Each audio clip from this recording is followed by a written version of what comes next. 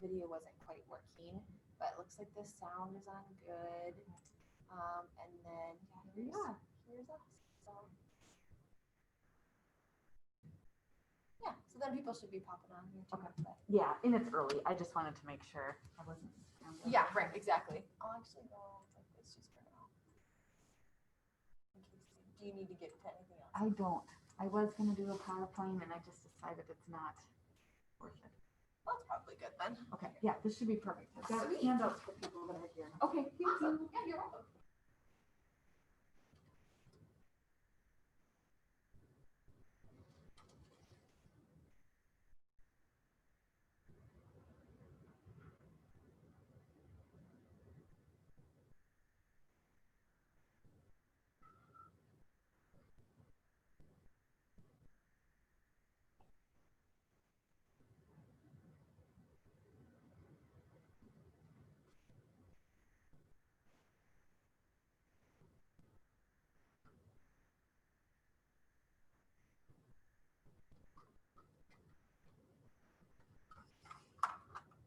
Hey, Carissa.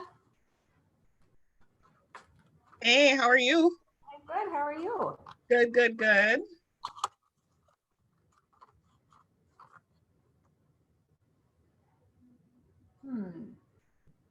Is there a streamer hanging in front of the camera? A little bit, yeah. It wasn't there a minute ago. I wonder. Weird. Which one is it? This one. Ah, the yellow one. Just trying to decide what to do. Oh, I see, because it's blocking. Yeah. Can you move where their things are? Can you just slide that over to the side? Like, on Well, the, but it's the camera you're coming right yeah. here. Yeah. And that's why Steph was up on the, yeah, just untape it and let it hang down for now. There we go. Okay. Just take it to the table so it still stays a little bit wound. Good idea. Dismount. Don't let me forget to put it back. There. Is that better, Carissa? Yes, it's much better. Thank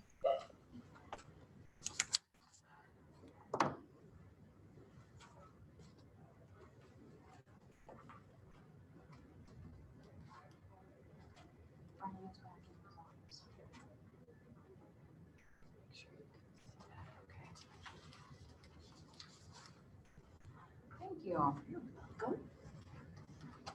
Oh, I'm going to run to my office and grab my. I would say that you would want to talk to Angie about that. Oh, Lisa. The loan and your. It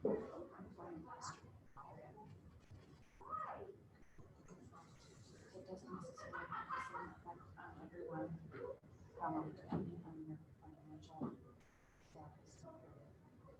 Market and how much you come from you. But I would check.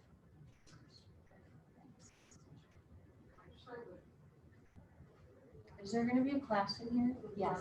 Oh, about hiring an assistant. Cool. Well, hi, Anna. Hi.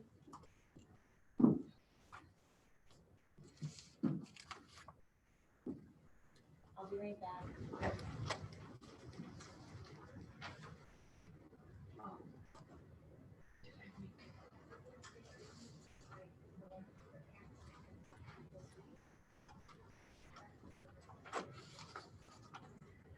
I think I forgot to print one thing.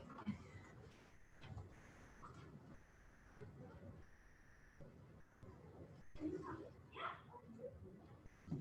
it in here? Okay. It took your spot from this morning, I guess, didn't it? Oh man, I'm gonna take yours. Which one was yours?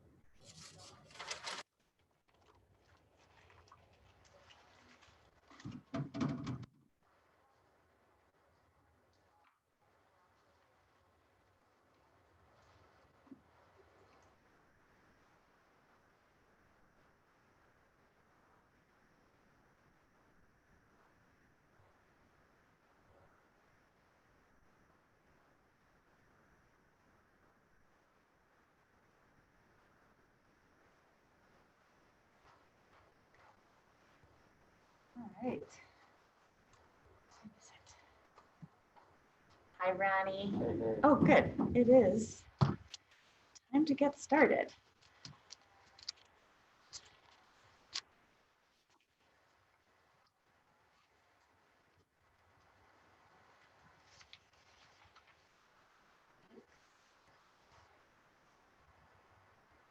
Anyone else is coming in? Should I make another copy? I don't know. I don't know. This is Minnesota. People come in late. Yeah. Minnesota on time will be 10 more minutes. Is that on time, 10 minutes late? I don't know exactly. This is why I was born in Minnesota, but I wasn't raised here.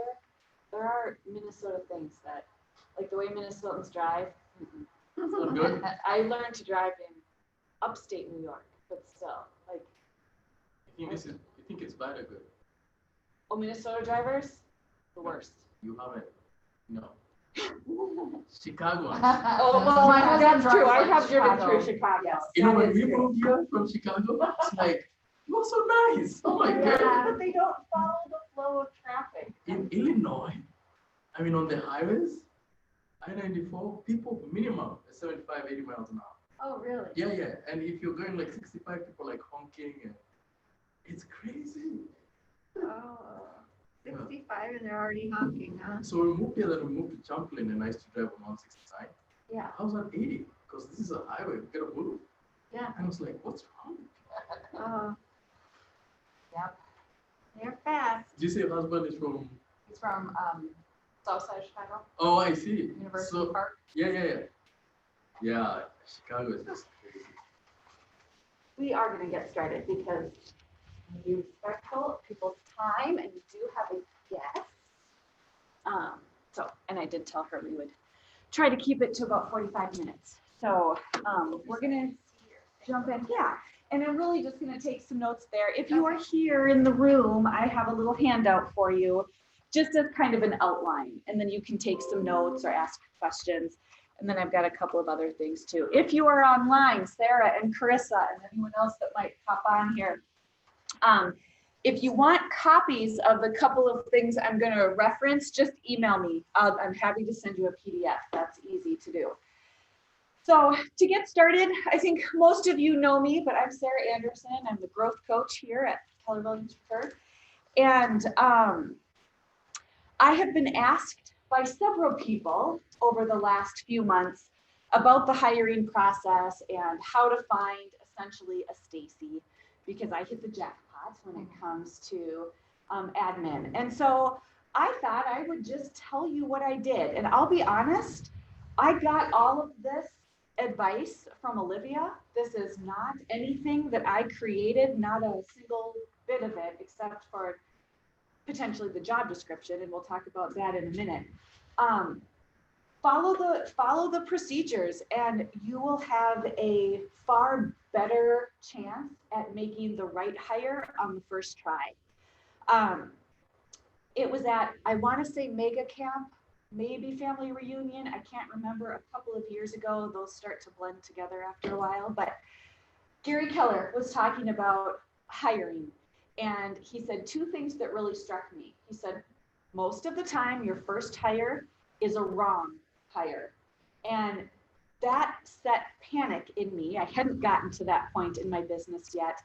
But I thought, well, I don't want to make a wrong hire. I don't want to be paying a salary for someone that isn't doing the job that I need them to do or growing my business in the way that I had wanted it to grow. But then the next thing that he said stuck with me even more. And he said, hire, essentially you want it to feel like you hired your boss. I was telling you this the other day, Kelly. And what he means by that is someone who is going to be able to kind of take the reins of your business, take a lot of the to-do stuff off your plate so that you can go out and you can build relationships, you can go on appointments, you can do the networking that you need to do. And this person, your admin, is going to hold you accountable to doing those things. So for instance, with Stacy, every morning she emails me my to-do list. These are the people that I need to send birthday cards to. These are the clients that I need to follow up with. We have a follow-up plan after closing. So she keeps me on track that I'm doing all of those touches after closing. She's the one that's reminding me to do that. So sometimes if you were a fly on the wall, it would absolutely look like she was my boss, because she's the one that is running the systems. She's the one that has the checklist, and she's the one that's going to stick to all of that. She knows me well enough to know that if she just says, hey, did you send that birthday card 2 weeks ago? My answer is going to be like, what birthday card? So she knows that she needs to stay on me, and I have learned, of course, to just do it the first time so she doesn't have to keep asking me. But that's the kind of person I knew I needed in my business. That might not be what you need. So let's talk a little bit about what we're going to cover today. If you're here in the room, you have a little sheet. If you are on Zoom, I'm going to be writing some things on this whiteboard. Hopefully you can see, and of course I'll be talking so you can take notes as we go. We're going to cover what I brainstormed to be about 8 steps in making a solid hire. And ideally, you're making this hire on the first try. You're going to create a not to-do list. I'll talk about what that is in a minute. We're going to talk about saving money so that you don't need a whole year's worth of salary, folks. I think a lot of people think that you really don't even need 6 months. We'll talk about what that looks like. How do you find this person? What can you do to actually get the word out that you're hiring? What does a great admin look like? We're going to talk about something called the resume review. I have a lot of thoughts on that. The in-person interview, of course, here we have the KPA and career visioning, and I cannot stress enough how important that process is. Now you've identified a person. Now you're going to do the career visioning to make sure that you and that person, you're on the same page. You have the same end game in mind. And that career visioning process helps you do that. And then the offer letter and the 30, 60, 90, we'll see how much time we have for that. And that's something we can definitely, if you guys have questions on that, we can talk about it later too.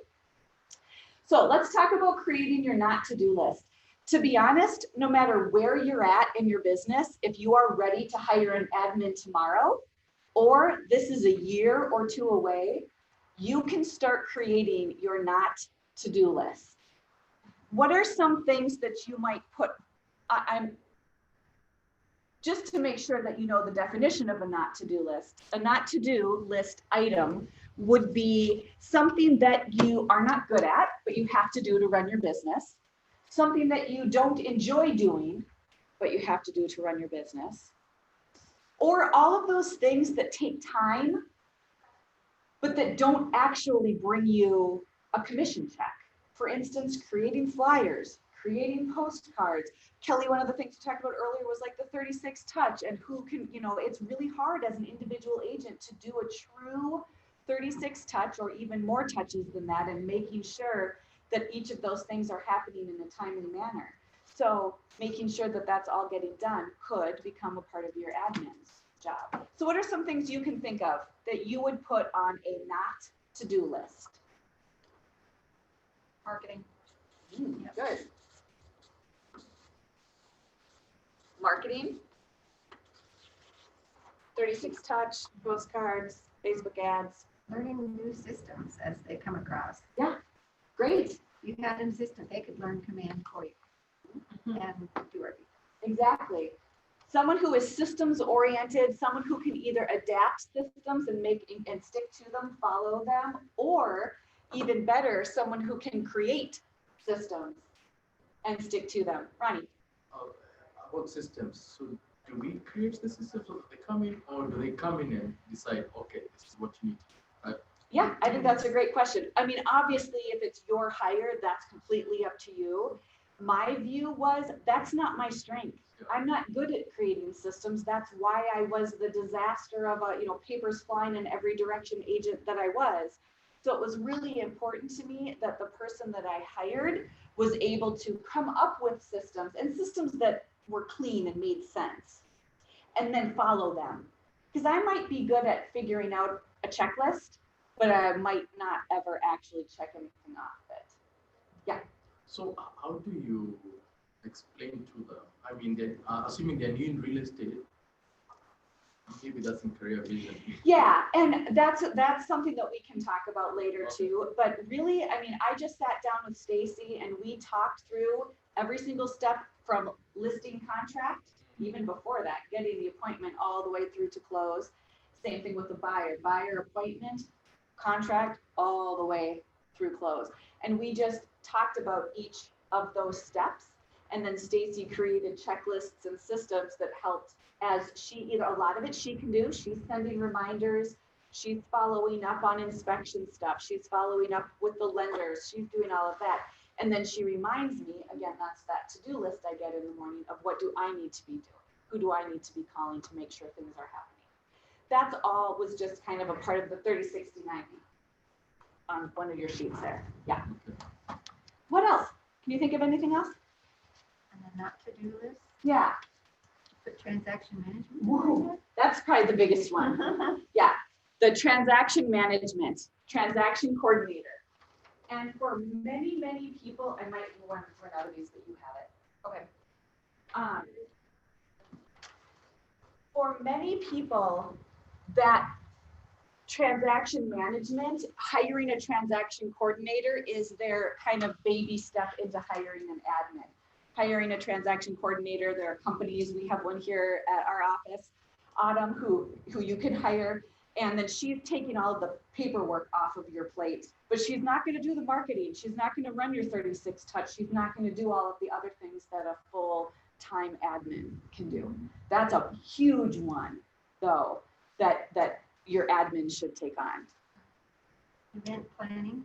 Event planning, that's great. Yep, absolutely. So what I just handed out is the job description that I created when I was hiring my admin, Stacy.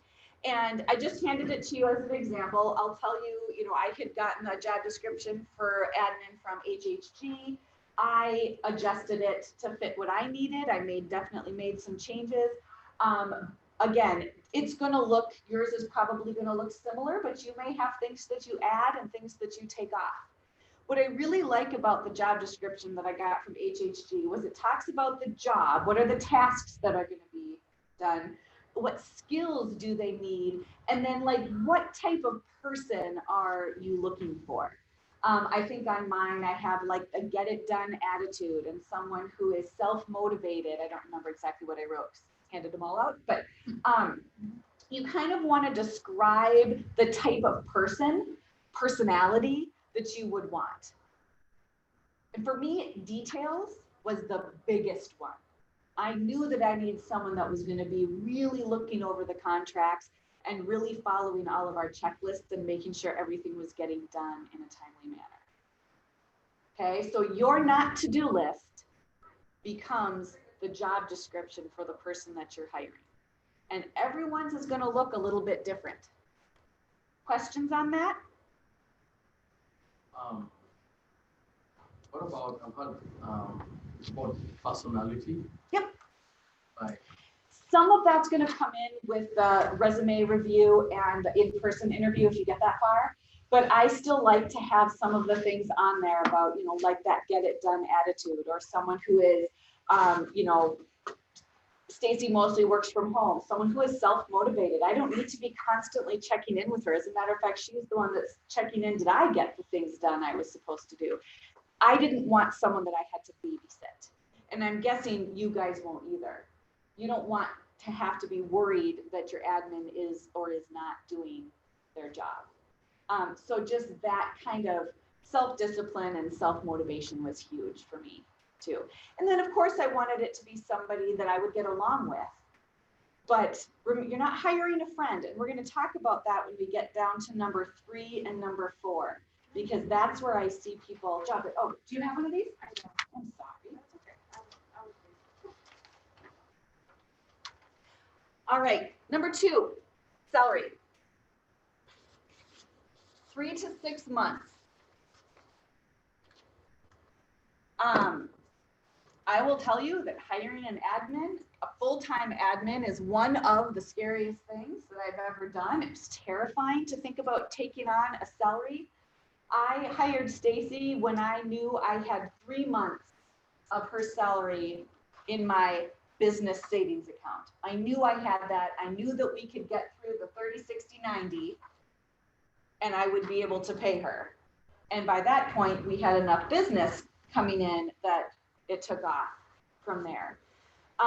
I always thought, I don't know if I'd heard this somewhere, but I was always under the impression that I really should have about a year's salary. And that was really daunting to me. And as my business was growing, I was thinking, you know, I'm getting to the point where I want to hire somebody and I wanted to do it. This is my other little piece of advice and why you can start thinking about your not to-do list and start setting money aside no matter what point you're at in your career, because you don't want to have to hire someone out of desperation, because you're not going to make, you potentially won't make the best decision. Versus if you hire someone just before you know you're going to need them, you're going to be able to go into it with a little more clear thinking and make a better decision and hire someone who is a better fit. Does that make sense? Mm-hmm. So being prepared, even if this is got your license yesterday, start thinking about that not to-do list. Start thinking about, well, what can I be socking away with each commission check so that when I'm ready, when I'm hitting that 30 to 35 transactions a year, or whenever you're ready, but you've got that money set aside and you can start that hiring process before you are desperate. Now, salary-wise, generally speaking, I think most people offer 38 to 40, 42,000 per year if you have full-time and you're paying them a salary. I don't offer health benefits. That's a whole added complication. If you're not going to offer health benefits, just make sure that your potential candidates know that and have that conversation on the early end. Because if they are someone that's looking for a job that has health benefits, that's going to impact your conversation. Okay? So is it a salary plus commission or is it just salary? You would set it up however you want. I have a salary, Stacy gets a salary, and then she gets a quarterly bonus off of profit. Mm-hmm. Yep, and that'll look like whatever you want it to. I do 3% of the profit for that quarter.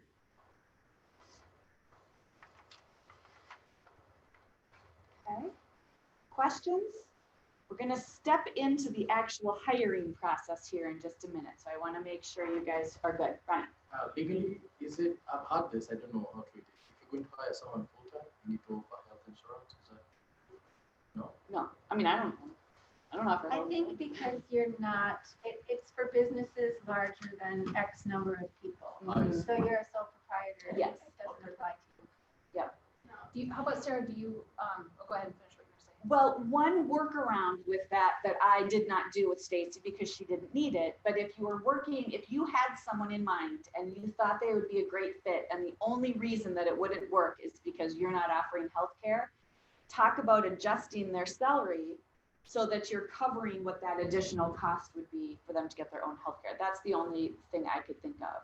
That's why it's important, in my opinion, to have that conversation earlier versus you're giving them an offer letter and all of a sudden they're like, wait a second, you offer benefits? And now, you know, that's going to be a more difficult conversation. Kelly. Do you offer, and I've had this, or not, I was looking at something else and it said something about paid time off. Is that something, how do you work She has that? vacation time. Okay. Yep, so she has paid time off. Mm-hmm. And she keeps track of it because she knows that I won't. Yeah. But she has a form that she fills out when she takes a day off. And then she gets I can't remember what we do. She gets certain holidays too, obviously like Thanksgiving and things like that. So we named those. And then she also has a certain number of days that she can take off paid as well. Good question. Yeah. I would track that yourself though. I know I should. She shares it with me. We Okay. have it. Everything that she does, we have in our shared drive. So I can see what she's doing. She's just far more organized. Yeah. It is something that I I need know to we do. had an assistant for a while and we didn't track it on our site very well. And so Yeah.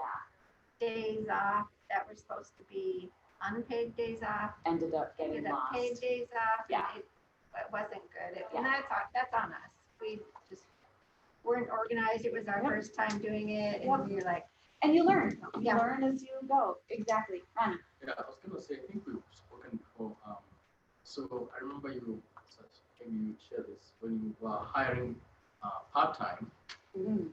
there was a lot of candidates, but once you went full-time, the level of expertise and Yes. experience went up.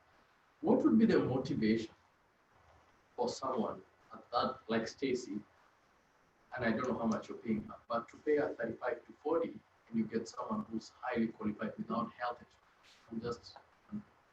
Well, I mean, you guys have heard me say it 1,000 times. I really hit the jackpot with her. She was looking for something where she could help grow her previous position. She had taken about a year or so off to be home with her son, but she was looking to get back to work. She wanted to kind of get in with something where she could help grow, and which is what her strength is. But she wanted flexibility. She wanted to be able to work from home, which now since March she has worked from home every day. So that was the priority to her. And she also sees, and I see as well, the room for growth. And so I will tell you, she does make more than that because of what she brought to the table. But she knew that she was on a track to grow along with the team. Yep. And this doesn't have to be licensed, right? She is not licensed. Now, that is completely up to you. If you were in Holly's class earlier, she is licensed. I think their whole admin team, or most of them, are licensed. Even if they're not, they're getting. Yes. And that's a conversation Stacy and I have had. It's really up to you. For me, I wanted to make sure I did not want to hire someone that was thinking about getting into real estate, that was thinking about, well, I'll just work for Sara and I'll learn stuff and then I'll go off on my own. I was not looking for that. I wanted someone who was going to essentially be my partner in growing this team and growing my business, and that was going to be that I was offering enough, both financially, but also just with the growth mindset, that was going to be enough. That she's not going to want to go off and get her license and sell houses. No, Holly doesn't want to do that. Their team doesn't want to do that either. So that may come, but that was not a priority for me. Yeah, and I think the interesting thing about, because you and I talked about that, and then I talked to Olivia, and she said, well, from her perspective, she looks at it as, then that person, if they bring in a referral, Yes. you can pay them a 25% or whatever referral fee. So Yeah. it's in their benefit to do that and Yeah. be able to make more money. And They also, can do a little bit more too if they're Yeah. licensed. yes, Yeah. exactly. And also, if they go through the classes, they understand a lot better what the forms mean, what the process is, all that kind of stuff. They're going to learn a ton of that that will be good to help you. But again, yeah, it's totally. It's what totally up works to for you. And if Stacy were to ever get licensed, which we do talk about, at this point, I would pay for her to do that. If she had, she came to me and wasn't licensed, but said I want to get licensed, I'm not sure I would have paid at that point. So, but that's, you guys are going to make your own decisions for what makes the most sense for you and for the person that you're hiring.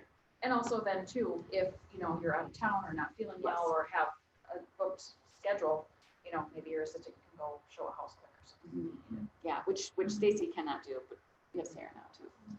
Yeah. Questions from Zoom, anybody? Ooh, I see some chats there. See this is. Sorry, I gotta get the mouse. Oh, where did you get the template you used for the job description? I got that from HHG, and Carissa, I can send it to you. Are you giving raises each year? Yes, she is working from home. She used to come into the office every day, but we had designed it, she could work from home if she wanted to. This is Aubrey's question. Since March, she made the decision to solely work from home. She has not been in the office at all since March 15th or whatever it was.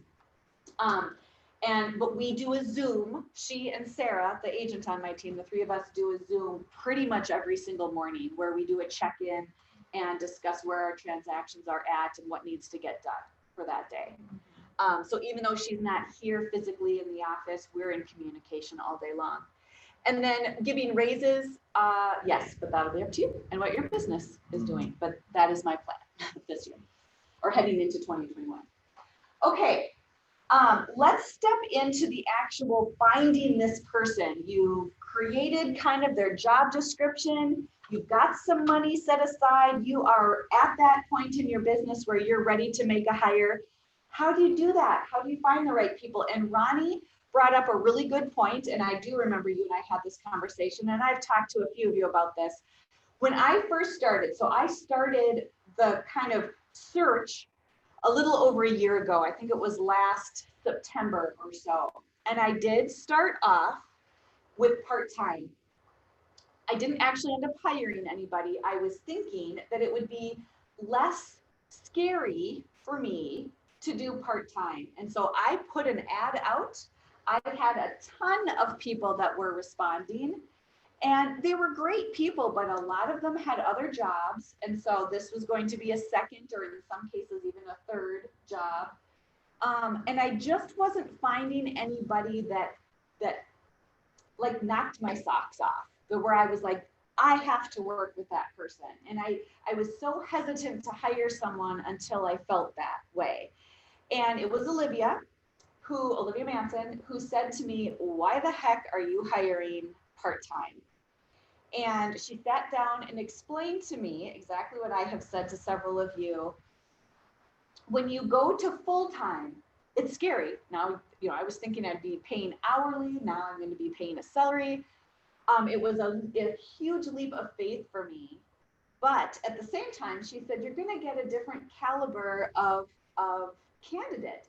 And I 100% saw the difference once I took down my part-time ad and I reposted it as full-time.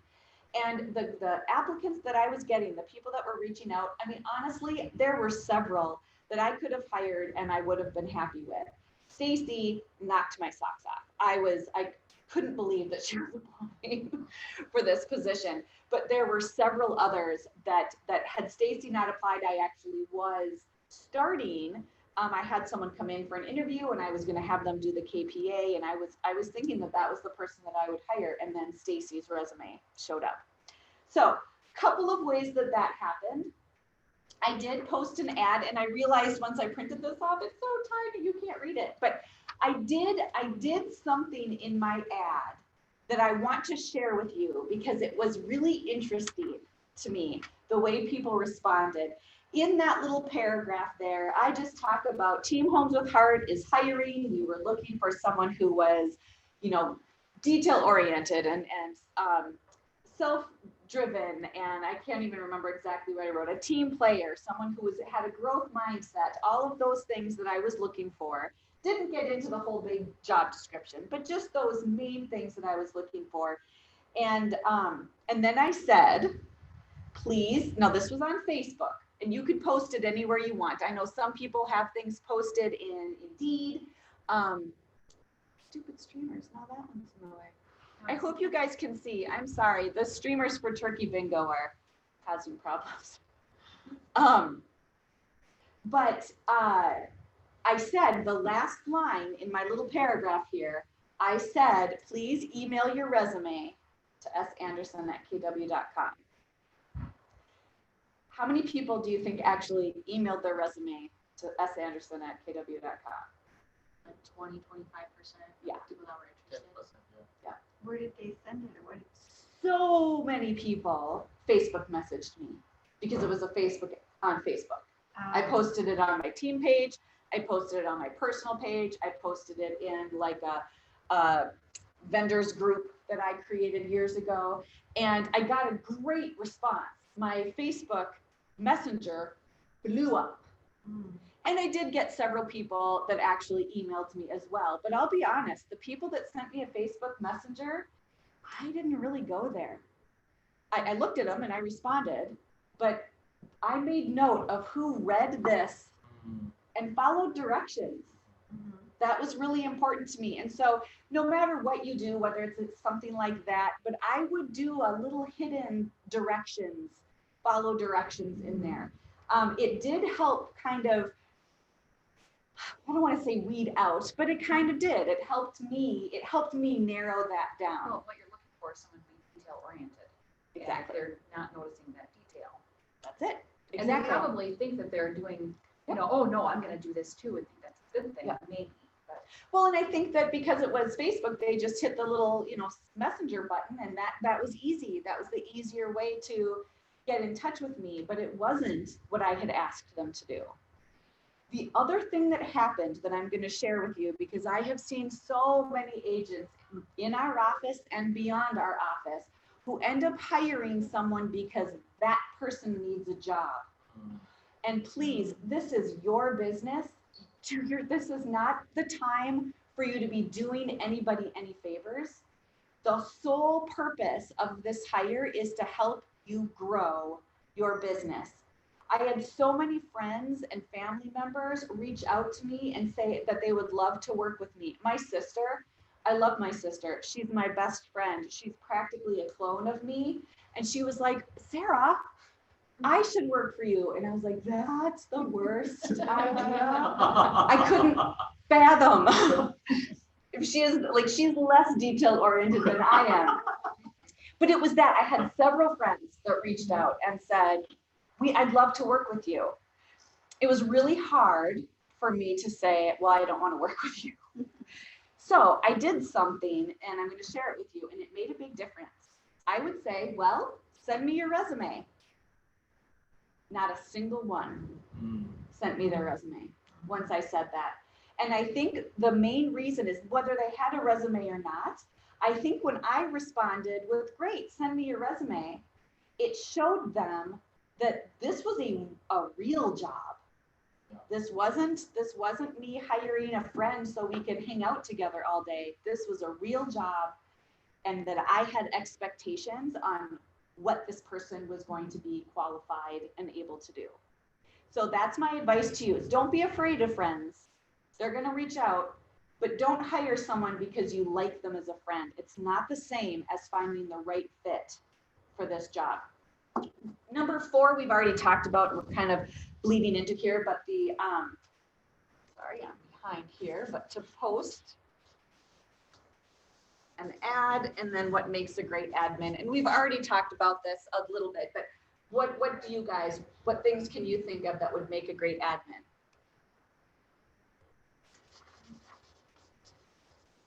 Someone who's friendly and outgoing, Why do they need to be friendly and outgoing? so they can, I don't know, because I'm friendly and outgoing and I wouldn't want to be around them if they weren't. And that would be important to me. Your admin is going to have, Stacy has a fair amount of email communication with our clients, but she's very rarely on the phone with them. She's not doing lead gen. That's my job. So being outgoing to me was not a factor. That may be a factor for you. And you do want it to be someone that you get along with, but honestly, you almost want to hire someone who's the opposite of you in a lot of ways. I've heard too that the personality of someone who does administration work and transaction work is totally different than someone who's an agent. Exactly. Who's a high D person, because it's John and I do the admin work, and I'm totally the personality for that, and he's the personality for what he For does. the agent, exactly. And we're totally. As agents, we like to be around people. We like to talk. We like to build those relationships. And you want an admin who, yeah, you want them to be friendly. You want to get along with them. But what qualities make them a good, solid admin that's going to grow your business? Someone commented on Oh, the very last one. LOL. Not afraid of work. Yep. Someone whose strengths are similar, I think, to your own. Weakness. Yes.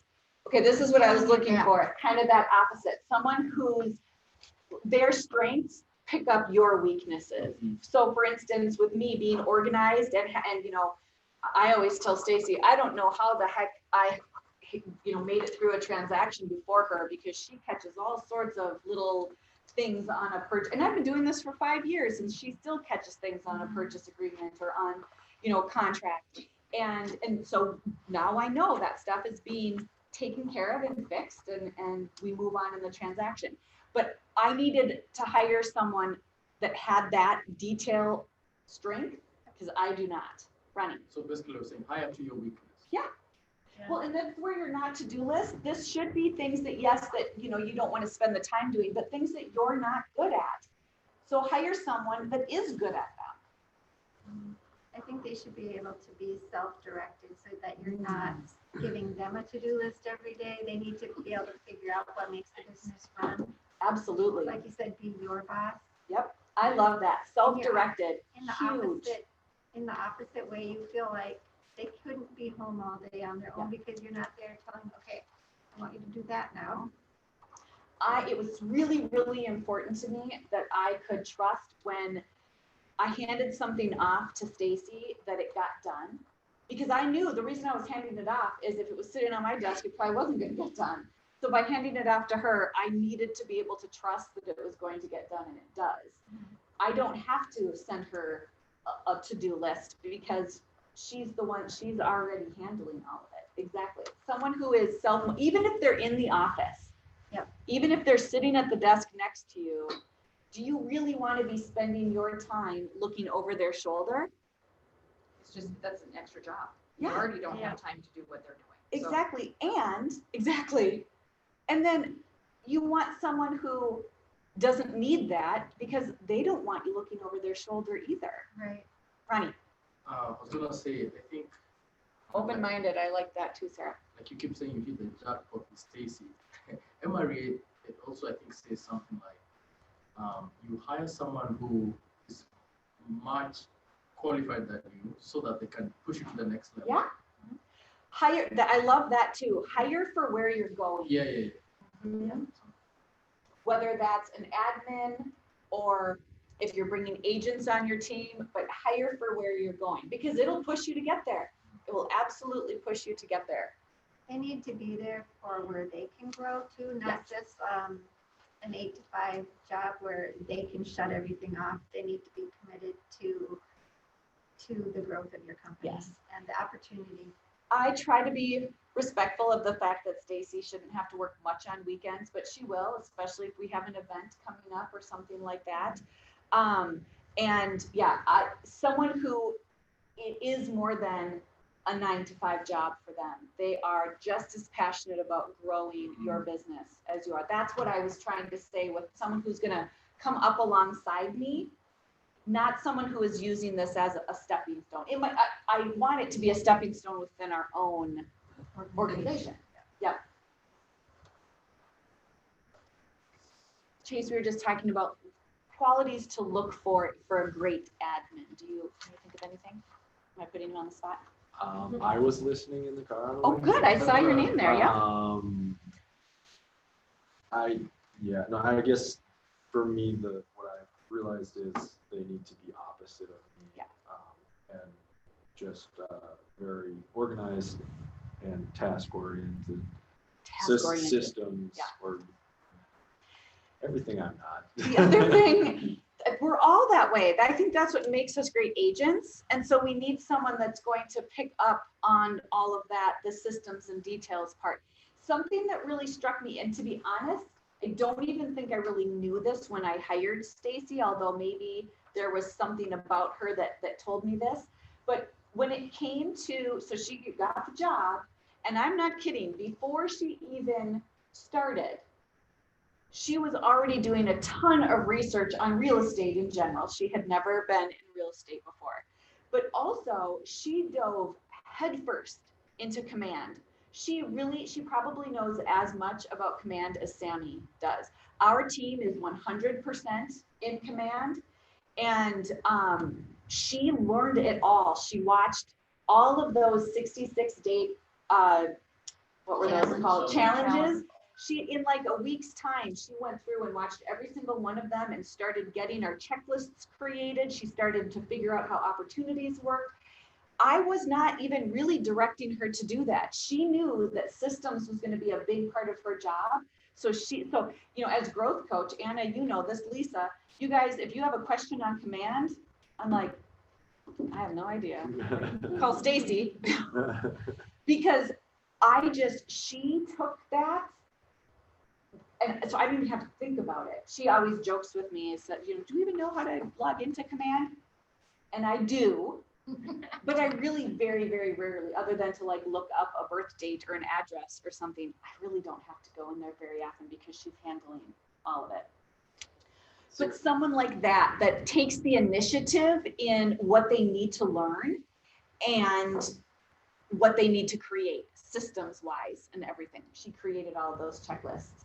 Versus if I had had to figure out command so that I could then train her on it and then hand it off to her, that would have just been a whole bunch of my time that really wasn't well spent. Does that make sense? I know we don't do the disc as much anymore, but did you with her, or do you know, I think it's interesting of thinking maybe like how you are on the disc and then Yeah. hiring somebody with. And I would opposite. say she's pretty opposite, although I'm really high SI. And I would say she's not as high with either of those. She's definitely more like DC, but she's got, she's still friendly. She's, enjoyable to be around. Yeah. I leaned a lot on the KPA. Oh, the And it was, kid. yeah.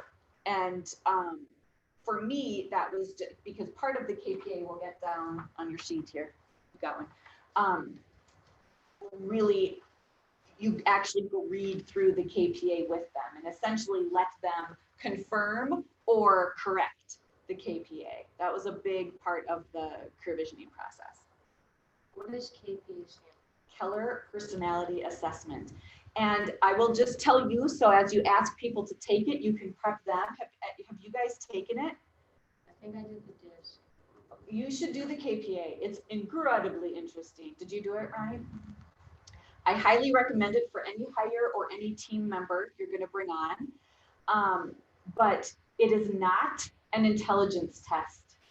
It looks like one with the questions that it's asking, but make sure that the person knows, just go in and do it. Don't overthink it. Just do the best that you can, but it is not an intelligence test. It's working, how does your brain work spatially? It's coming at you from all these different directions. But I did have an agent that took it and she thought it was an intelligence test and she was offended by it. And then once I explained to her, that's not the purpose of it. She retook it, we went through it together and she was completely floored with how accurate it was. Yeah. Once she just went in and did it. Yeah, if you've taken it, read it. It's scary how close it is. Okay, we're gonna jump into number 5.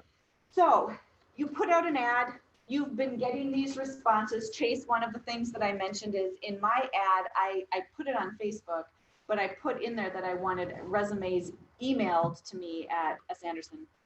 And I was astounded at how many people Facebook messaged me.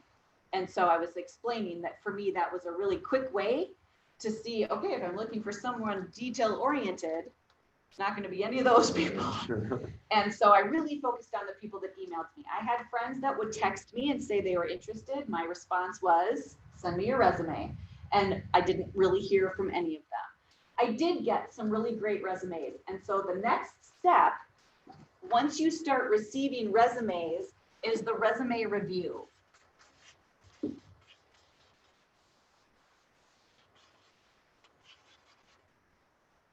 And I will hand this out so you guys can take a look at it. You're welcome to make copies and use it. You're going to want kind of one per. Let's know. I have those. Yep. Okay. And I have it in the. River. Yes. That's also, it was in the career visioning. Oh, yes. Yep. So with the resume review, this is going to be on the phone. You are not going to have an in-person interview with the vast majority of the people that apply for your job. So I didn't bring it in, but I actually have some of the old ones and I have Stacy's too. But what I did is I would take their resume and I would staple this. I can't remember if I did on front or back, but I'd staple it together and I would reach out to them and say, this is Sara Anderson. Thank you for sending me your resume. I usually would email this to them. Thank you for sending me your resume. Here's a copy of the job description. So then I would attach the job description so they knew exactly what it was. And then I would say, if you're still interested, I would love to set up a phone interview. And we would find a time for a phone interview. And I would tell them that we've got about 15 max 20 minutes. And I would essentially, I wouldn't go through their entire resume, but I would go through the first 2, maybe 3 jobs. So the most recent, the previous one, and then maybe depending on how the conversation was going, the one before that. So that's where that is. It'll say their name at the very top, and then it says the company they work for and the position they held.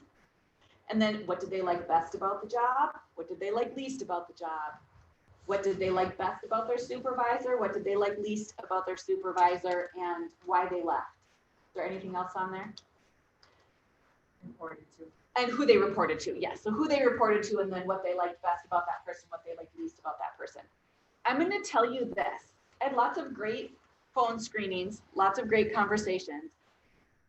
The questions about what did you like least about your job and what did you like least about your supervisor or who you reported to were so telling about who this person that you're talking to on the phone, who they are. I found it fascinating.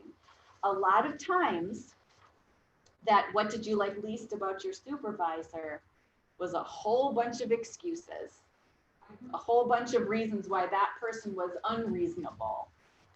And immediately, I mean, if that was happening in the conversation, that was the end. I would say at that point, you know, thank you for your time.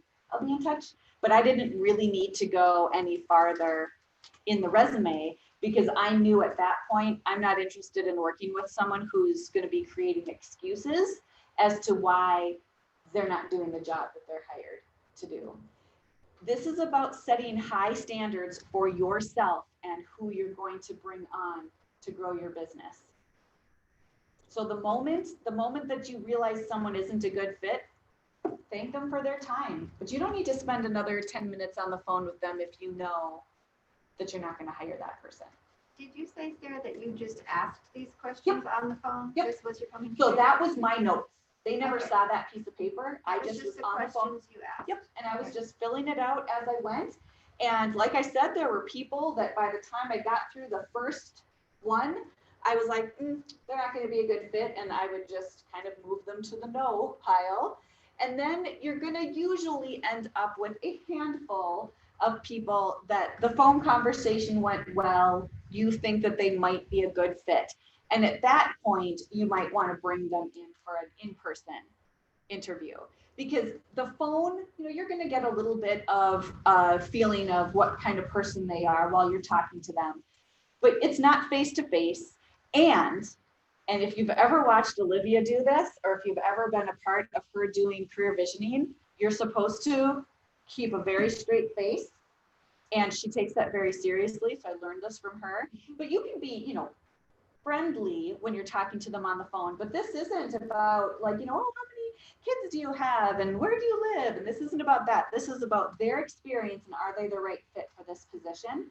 So that phone screening conversation should be pretty boom, boom, boom.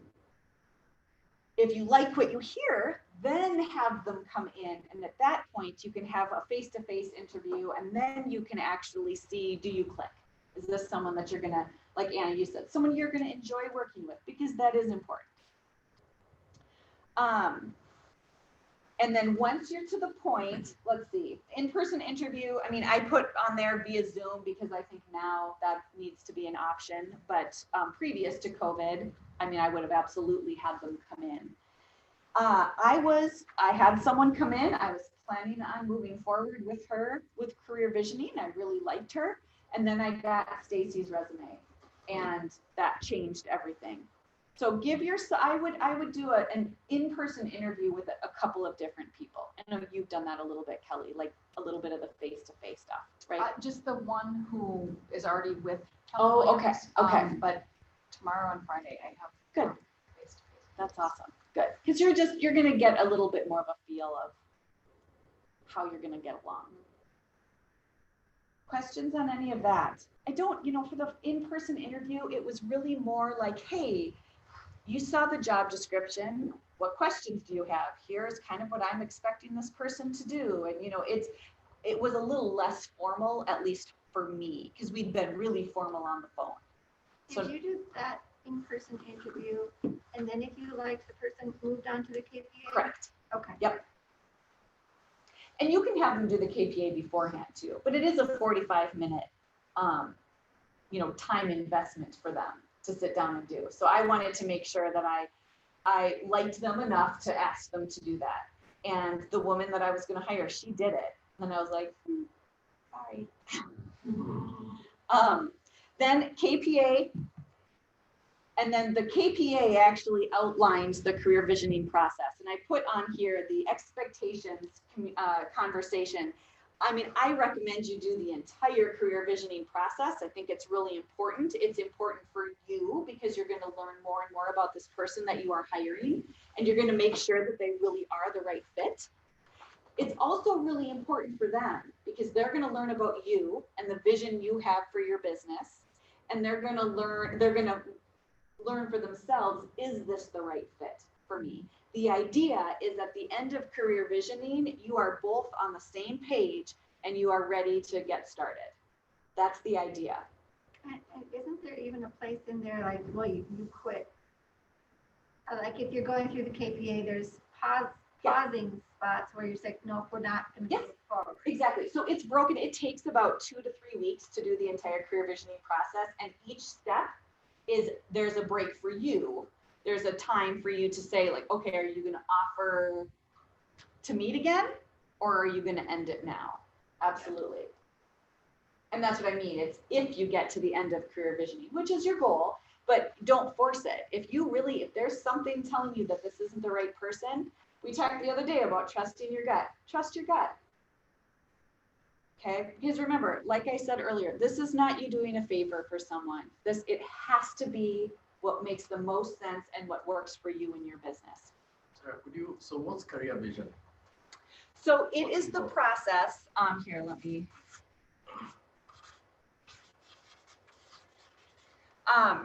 Career visioning is a part of the KPA. So when someone takes the KPA, it's going to print off this great big packet and it walks you through all of it. So it talks about, where do they see themselves in 5 years? And it talks, well, the first part of it is you read through literally word for word the KPA and each of the sections and how it describes them. And then they rate it 1 to 10.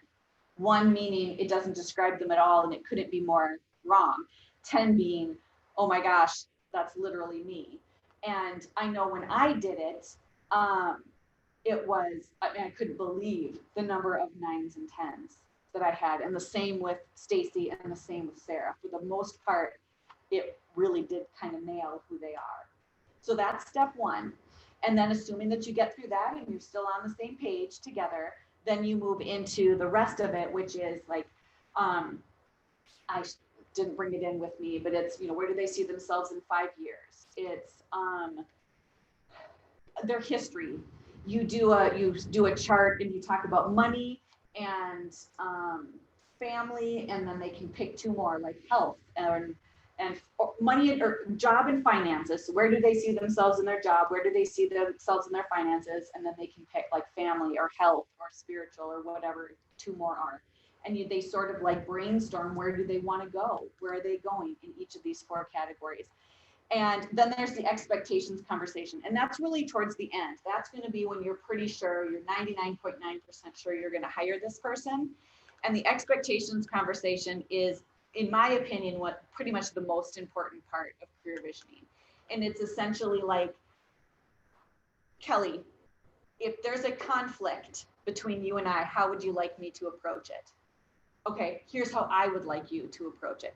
Kelly, how honest would you like me to be if I'm unhappy with something that you did? A 9, okay, I would want you to be a 10.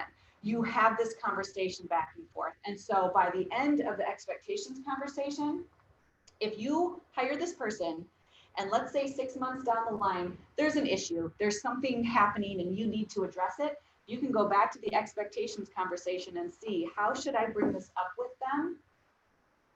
And you could even say, so we have a difficult conversation that we need to have, but I went back to the expectations conversation and I saw that you wanted me out of, how direct do you want me to be? You wanted me to be a 9. So I'm just going to tell you my concern and then we'll talk about it from there. it takes some of the pressure off of, oh my gosh, I don't want to hurt this person's feelings. You know how to approach them. And when you bring up the expectations conversation, they're going to remember, oh yeah, I did tell you that. Mhm. So if you're being brutally honest with me, it's because I asked you to be brutally honest with me. Now, when you were talking a minute ago about, like I can't remember now what it's called, where you talk about finances and family and stuff like that. Mhm. That's not the same interview that you do that you review the KPA, correct? No, Okay, so I was they're gonna say, that all would be a broken long off. Oh, one. no, Okay, no, no, no. that's what I thought. You review the KPA. I'm like, oh, good, because I'm and not then ready for that. if you get to the end of that, and this is what, like, you get to the end of that section and they say, I don't remember what it says, but it's like, do you want to You make the continue? offer. Yeah, and then you keep, Part you, ways. yes, do you want to continue or do you want to part ways? And then you find a time to do the next section. So it's not all in one day. It's over the course of probably, what, 4 or 5 meetings, something like that. If you make it all the way through career visioning, that's the end point, the goal that you have in mind. And then that's a class. Might wanna mention. you can take, yes, that's right, you can take career visioning. It's offered, I don't know, a couple times a year. Yeah, it was just like a month ago. Yeah, I always miss it. KPA. And then I know we're kind of running out of time. Is Sarah still on? Oh, she is still on. Sarah, I see your note about wanting the documents. I will definitely send those to you. Will you please send me those forms? Yes, Aubrey, I will. Okay, I will send stuff to both of you. If you don't mind, you might need to remind me. I'll try to remember. The last step really is the offer letter. And I was going to bring in a copy of Stacy's, but it does have some personal information on it, so I decided not to. But you can get a template. I'm happy to share kind of a template that I used. But it essentially lays out, this is what their salary will be. This is when their start date is. And once you offer that, you sign it and your new employee sign it. And that's essentially now they work for you at that point. And then 30, 60, 90. Does anyone know what that is? Do you want to describe it quick? You create the plan, what they're going to learn and accomplish and do in their job in the first 30 days. And then in the next 30 days, like 30 days at a time, right? So 30 days and then 60 days and then 90 days. And it gives you and them both an opportunity to part ways if you don't, if it's not working. And yeah, you'll say, we're going to have this interview in 30 days and we're going to review what we said your job description was. And if you're not doing it and things aren't clicking, then you guys both have an out. Yep. And with that offer letter and throughout the career visioning process, I mentioned the 30, 60, 90, and I couldn't find it. I was going to try and bring it in, but I actually wrote up a 30, 60, 90 plan for Stacy. And so in her first 30 days, these are the things that I expected her to do. One of them was conquer command. One of them was help get my database completely cleaned up in there so that we had phone, email, address for everybody. And if that was all accomplished at 30 days, just like Allison said, great. Now we move on to the next 30 days and we have a whole new list of things that need to get done. And essentially your admin is there's a huge learning curve here. They're taking on a whole new role. And if you're like me, you're sort of going to throw a bunch of stuff at them and be like, fix it. And so you want there's a certain amount of grace in there, in my opinion, but you want to have really clear steps that they need to be accomplishing throughout those first 30 days. Otherwise, what happens is you get a month in and you're like, well, so what have you been doing? And did that actually help bring us any business? And to be honest, guys, by the end of your 90 days, if they hit those first 30 days, and so you move on to what they need to accomplish from 30 to 60, great. They do it. Now you 60 to 90. By 90 days, you absolutely should be seeing a result in your business and the growth of your business and the number of transactions that you're getting within those 90 days. And if you're not, you need to really seriously consider if that was the right hire. I remember this guy was not in real estate. He's a financial planner, and we get together for coffee every once in a while, though we haven't now for many months. But this was years ago, but he was telling me that he had this admin that he'd hired, and he was like, I feel like I have to work twice as hard because I have to fix all of her mistakes. And I'm constantly, she has questions all the time. I'll tell her, and then the next day she'll have the same question again. It's so frustrating.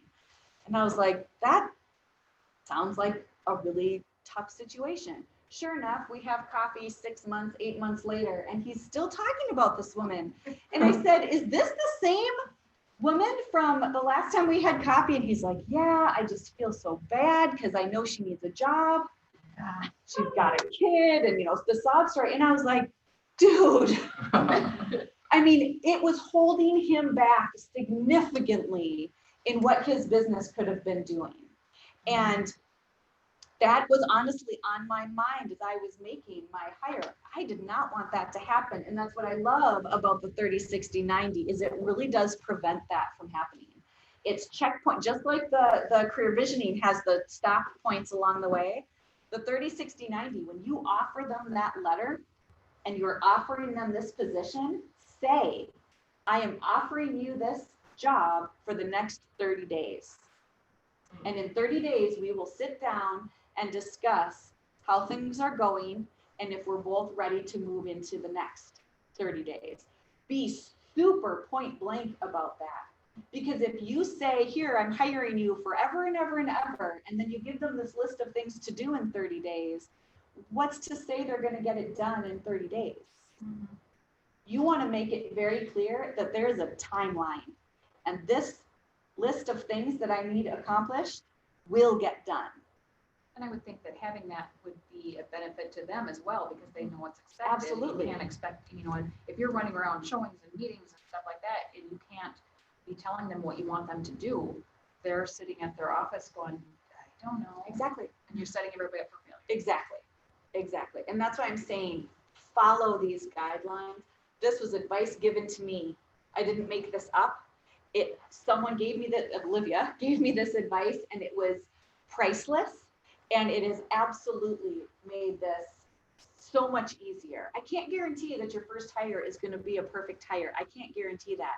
But if you stick to the 30, 60, 90, you're going to know if you should let that person go after paying them 2 or 3 months salary versus a year or 18 months.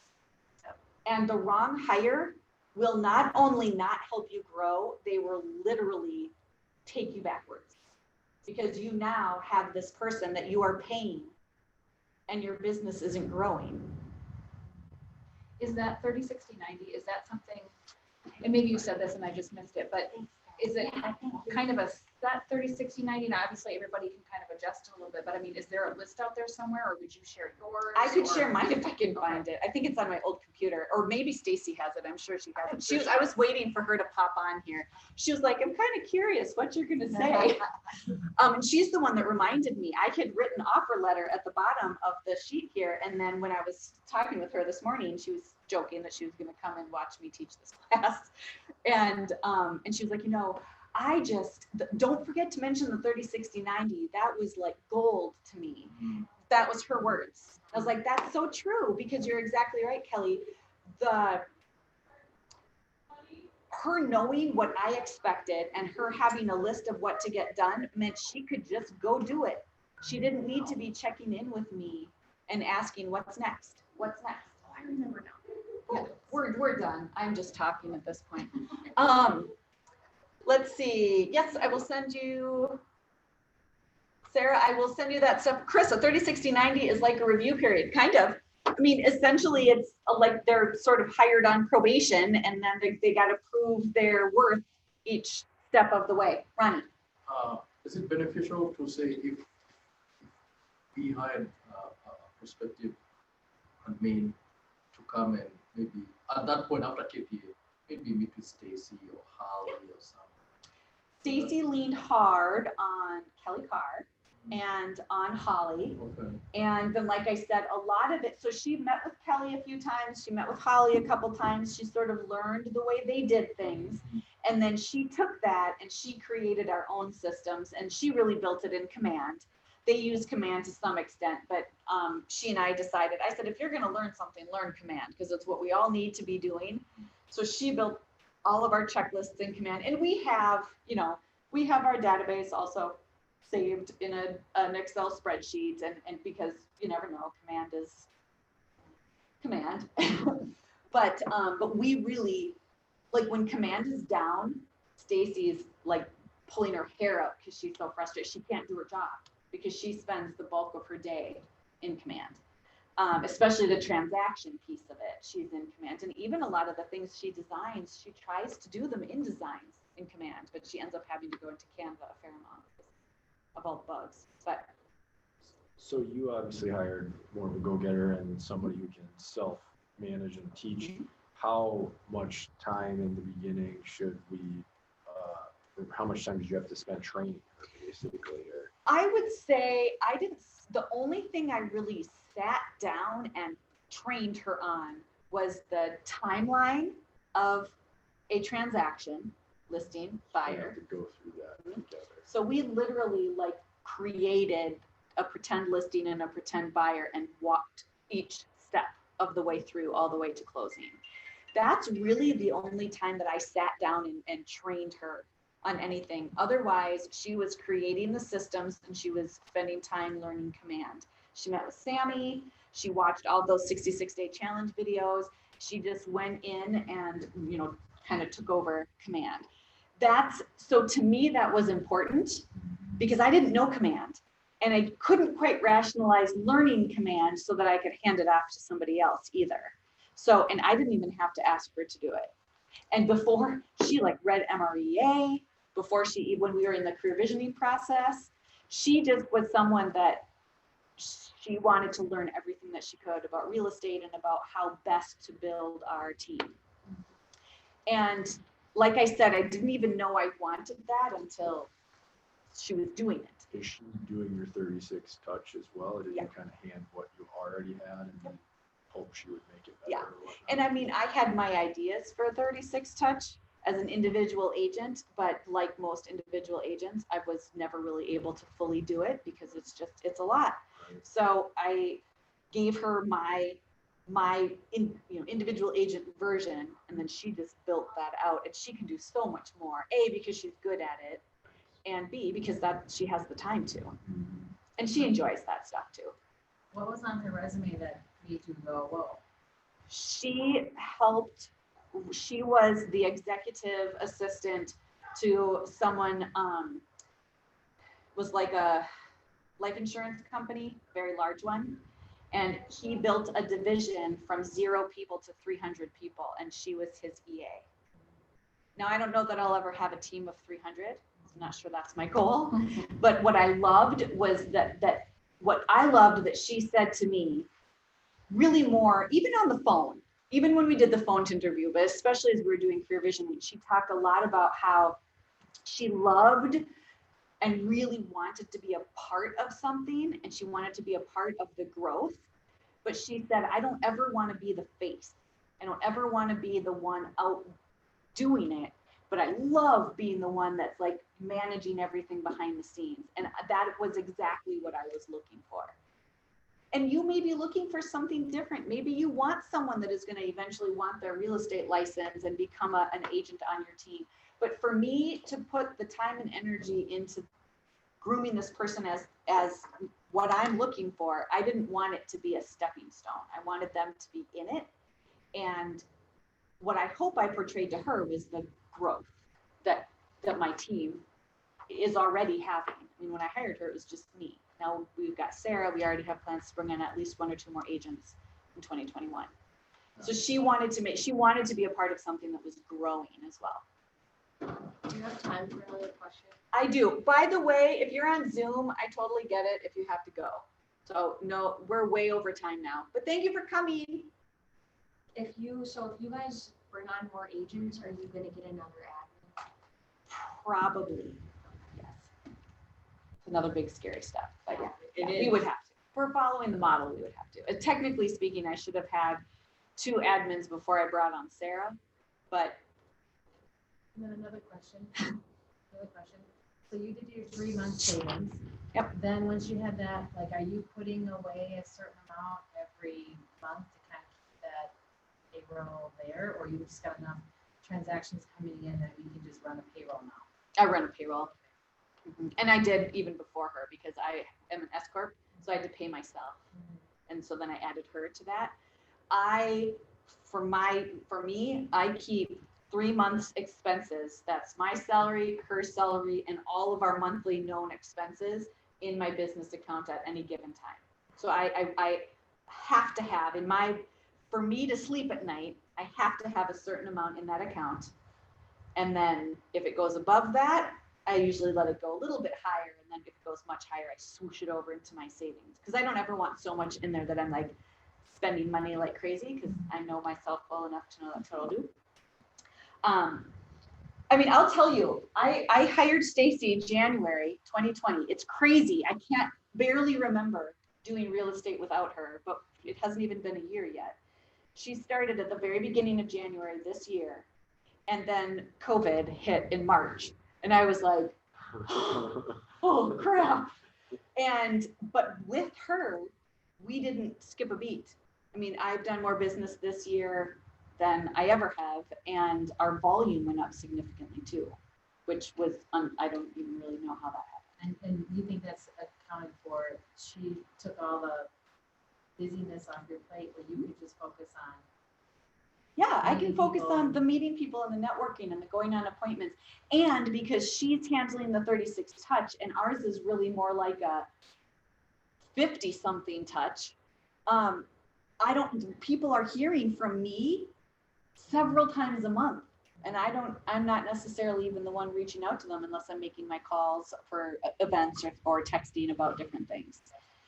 So it just made the consistency of when they're hearing from me skyrocket. Yeah. Well, I hope this was helpful. I'm always available for questions. I have had several people reach out and kind of brainstorm, what I did. I didn't do anything different or special compared to anybody else, but I will say this. I have heard and talked to so many agents who made a hire that they ended up regretting because they picked someone they picked someone who was a friend or a family member or something that they didn't do the process. I cannot stress enough how important the I process was is. going to hire my wife, but I fired her. Yeah. I want to be married to you. Even my husband at one point, he has a full-time job, and I told him, because he was like, I can do a lot of this for you. And I said, yeah, but you won't. Yeah. You have a full-time job. You're just as exhausted at the end of the day as I am. When are you going to do all of this stuff? And I knew for myself, I needed someone that was going to get their job done and then some, and hold me accountable too, really push me, because I do better with that accountability too. So. Can I ask quick, since she's not licensed, and obviously she's a go-getter, do you have some kind of profit incentive tied or Yeah, something so she like gets a that? salary and then she gets a quarterly bonus based on our profit, Based on profit, not commission, right? profit. And do you have her running the books as No. well? Or someone else does your books on a monthly basis? Yeah. So do you have a software for that or? I use QuickBooks and I have an accountant that really handles that, and then they run payroll as well. Do you have BBD? I use Valley Accounting and Tax, okay. but that I know a lot of people, that's like the by design or whatever. Yeah. I'm just wondering how much extra it is to have a admin and payroll ran, but I can't imagine it's more than The thing to $50. remember when you're figuring out salary too is just because you offer 40,000 to them, you're paying more like 48,000 or You have to something. pay their taxes. Yeah. It's So crazy. don't, like, that's why you were saying, how do you get someone that's, of that caliber for that price? It's like, well, they'll understand that there's a much more expense on your end as their employer, even minus the healthcare stuff. We had a big conversation about healthcare and I was offering. on Oh yeah, it, that's yeah. right. That's right. Yeah. I did see your name up there. Yeah, so, but was that important to her? Because I'm just worried about getting a caliber person. Like, was that one of the big things besides being a part of growth that helped For what, incentivize salary or? profit incentive. Oh, yeah, I Not mean, necessarily. I think that I offered her more because of her. Like, I had a number in mind when I was going into this. Yep. And then when I met her and saw her resume and we were going through career visioning, I remember like saying to my husband, I'm like scared she's gonna be like, hell no, and get up and leave. So I went up as high as I was comfortable, which wasn't a lot higher, but I did offer her more than I was planning to. Yeah. And I explained to her, I know I can't offer you what you were making at your previous job. I'm a single individual agent, Yeah. but I have plans to grow. And then that's where the bonus based on profits, and Olivia told me that too. She's like, so many people are like, I'll give you a bonus based on the commissions earned. I now have a salary to pay and all of my just running a business expenses. You don't want to be paying a profit on that money that's gone. So you want it to be on your profit. And, Can you say what percentage that you? I do 3. Oh, Now I can go up. So I believe the way the offer letter is written is that she gets a salary, yearly salary, and then she gets a 3% or more quarterly bonus based on profit. That is written in there based on profit. So I can decide if we've had a killer quarter and I just really want to show her how much I value what she does, I can bump that up. And I did. Like the third quarter was bananas for us. So I gave her more than the 3%. So if you take, and we kind of, I told her like, run the numbers. This is about how many transactions I do. If you break those into quarters, what, you can, so on top of that salary, she's making. And is profit, it's also how you come up with profit. Is that after your salary and her salary? Correct. And all the And the expenses? expense. Yeah, that's all. Not a ton left over necessarily. Well, until you're done. But here's the thing is with the right admin in place, there should be plenty left over.